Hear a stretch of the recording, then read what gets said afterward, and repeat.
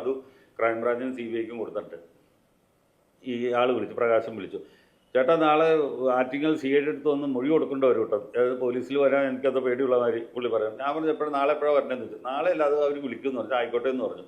അത് വെക്കണതിന് മുമ്പ് എന്നോട് പറഞ്ഞു, ചേട്ടാ ഇനി കേസുമായിട്ട് എന്തെങ്കിലും ആവശ്യമുണ്ടെങ്കിൽ ഞാൻ ചേട്ടനെ വിളിക്കും, എൻ്റെ നമ്പർ ഒന്ന് സേവ് ചെയ്തേരെ, ചേട്ടൻ്റെ നമ്പർ ഞാൻ സേവ് ചെയ്യേണ്ടതെന്ന് വെക്കാൻ നേരത്ത് പുള്ളി ചോദിച്ചു, ചേട്ടാ വെക്കല്ലേ, ചേട്ടൻ ഇത് ആരോടെങ്കിലും പറഞ്ഞു എന്ന് ചോദിച്ചു. നമ്മൾ ആരോടും പറഞ്ഞിട്ടില്ല എന്ന് പറഞ്ഞു. അന്ന് ഞാൻ ആരോടും പറയണ്ട കേട്ടോ, ഞങ്ങളതൊന്ന് അന്വേഷിക്കട്ടെ എന്ന് വെച്ചു. നമ്മൾ അവിടെ ചാപ്റ്റർ തീർന്നു.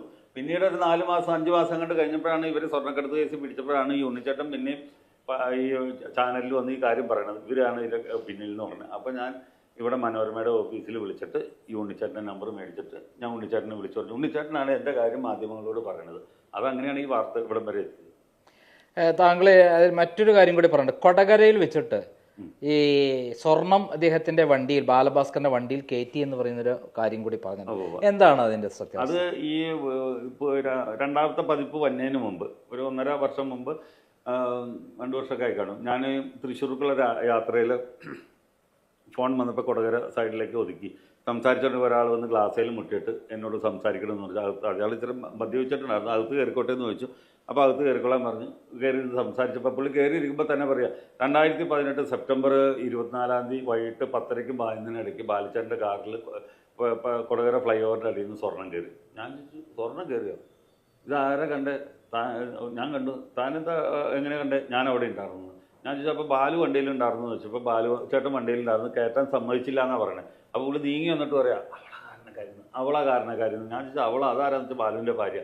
അപ്പോൾ അത് എതിർത്തില്ലെന്ന് വെച്ചപ്പോൾ അവര് ലക്ഷ്മി ഷൗട്ട് ചെയ്തിട്ട് ഇയാളോട് അകത്ത് കയറിയിരിക്കാൻ പറഞ്ഞതാണ് പുള്ളി പറഞ്ഞത്.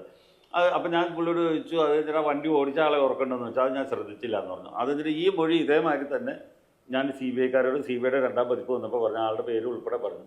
അവരതിന് എന്താണ് റിസൾട്ട് എന്നുള്ള എന്നോട് പറഞ്ഞിട്ടുണ്ടായില്ല. അപ്പം ഒന്നല്ലെങ്കിൽ അയാളോട് ചോദിച്ചു, അയാൾ സമ്മതിച്ചില്ലെങ്കിൽ എന്നെ അയാളെ കൂടി ഇരുത്തി ചോദിക്കണ്ടേ, ഇങ്ങനെ സംഭവം സോഫി പറഞ്ഞിട്ടുണ്ട്, നിങ്ങൾ എന്തിനാ ഇതിങ്ങനെ മാറ്റി പറഞ്ഞെന്ന് ചോദിക്കണ്ടേ, അല്ലെങ്കിൽ അങ്ങനെ സംഭവം ഉണ്ടായിട്ടില്ല എന്ന് അയാൾ പറഞ്ഞു. അതും എന്നെ വിളിച്ച് ചോദിച്ചു ഇരുത്തണ്ടേ, ഇങ്ങനെ ഇതൊന്നും ഉണ്ടായിട്ടില്ല. ബാലഭാസ്കർ കേസ് നമ്മൾ എവിടെ ചോദിച്ചാൽ തൊട്ടാലും സർവത്ര ദുരൂഹത. അതിപ്പോൾ ലക്ഷ്മി വന്ന് എന്തെങ്കിലും പറഞ്ഞു വെച്ചോണ്ടാൽ അത് ഇല്ലാണ്ടാവാൻ പോകുന്നില്ല. ലക്ഷ്മി ഇന്നലെ നടത്തിയ 1 മണിക്കൂറുള്ള ഇന്റർവ്യൂവിൽ എന്തെല്ലാം ദുരൂഹതകളാണ് താങ്കൾക്ക് മനസ്സിലായിട്ടില്ല? അല്ല, അതാ ഞാൻ പറഞ്ഞ ആദ്യം പുള്ളിക്കാരത്തി പറഞ്ഞത് ഈ ജ്യൂസ് കഴിച്ച കാര്യം പറഞ്ഞു. പിന്നെ രണ്ടാമത് ഈ ബാലു സംസാരിച്ച കാര്യം പറഞ്ഞു. പിന്നെ പുള്ളിക്ക് തലയ്ക്കാണ് പരിക്കെന്ന് പറഞ്ഞു. ഇതൊക്കെ നല്ല നല്ല തെളിവുകളല്ലേ, ഇത്രയും കാര്യങ്ങൾ. ബാക്കിയൊക്കെ കോമൺ ആയിട്ട് ആർക്കും വലിയ കാര്യമുള്ള കാര്യമാണ്. അവർ അന്ന് മുതൽ സംസാരിക്കുന്നുണ്ട്. അതായത് ആക്സിഡന്റ് പറ്റിയ ശേഷം സംസാരിക്കുന്നതിന് യാതൊരു പ്രശ്നം അവർക്ക് ഉണ്ടായിട്ടില്ല. ഹോസ്പിറ്റലിൽ അവർക്ക് അങ്ങനെ സംസാരിക്കുന്നതിന് കുഴപ്പമുണ്ടായതായിട്ട് ഞാൻ അറിഞ്ഞിട്ടില്ല. ഇന്നാണ് ഇപ്പോൾ അവർ പറഞ്ഞത് തലയ്ക്കടി ഇട്ടിട്ടെന്ന് പറഞ്ഞത്. അത് ആദ്യമായിട്ടായിരിക്കും കേൾക്കണത്. അത് മെഡിക്കൽ റെക്കോർഡ്സ് ഒന്നുകൂടി നോക്കിക്കഴിഞ്ഞാൽ അറിയാൻ പറ്റും. അതല്ലാതെ സത്യം എന്നുള്ള അറിയാൻ പറ്റും, ഉറപ്പായിട്ടും അറിയാൻ പറ്റും. അത് ഇതിൽ ബാലഭാസ്കറും ലക്ഷ്മിയും തമ്മിലുള്ള ബന്ധം എങ്ങനെയായിരുന്നു എന്നാണ് താങ്കൾ മനസ്സിലാക്കി? എനിക്ക് അതിനെക്കുറിച്ച് ഒരു ഐഡിയ ഇല്ല കേട്ടോ. ഞാൻ അതിലേക്ക് അന്വേഷിക്കാനും പോയില്ല. കാരണം വെച്ചാൽ നമ്മുടെ വിഷയം അതല്ല. അപ്പം നമ്മൾ അതിലേക്ക് അന്വേഷിക്കാൻ ചെന്ന് കഴിഞ്ഞാൽ അത് അങ്ങനെ ആയിരിക്കും ഇങ്ങനെ ആയിരിക്കും എന്നൊക്കെ നമ്മൾ ചിന്തിക്കേണ്ടി വരും.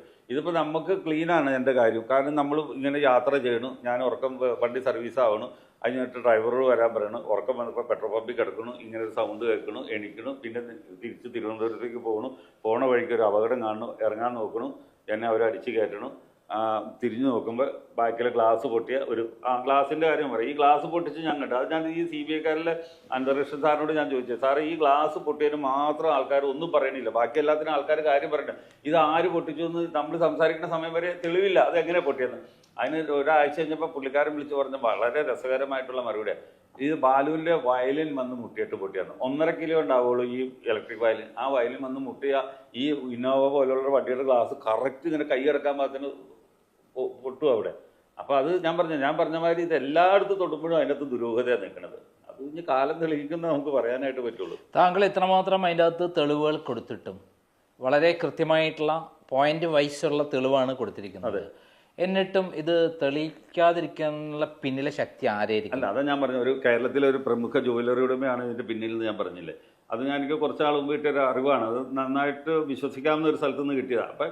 പക്ഷെ അയാൾക്ക് ഈ ഒരു മർഡറിലോ അല്ലെങ്കിൽ ഈ ഒരു ആക്സിഡന്റിലോ ഒന്നും പങ്കുള്ള ആളല്ല. അയാൾ അങ്ങനത്തെ ഒരു ദുഷ്ടമനസ്സ് പോലും ഉള്ള ഒരാളല്ല.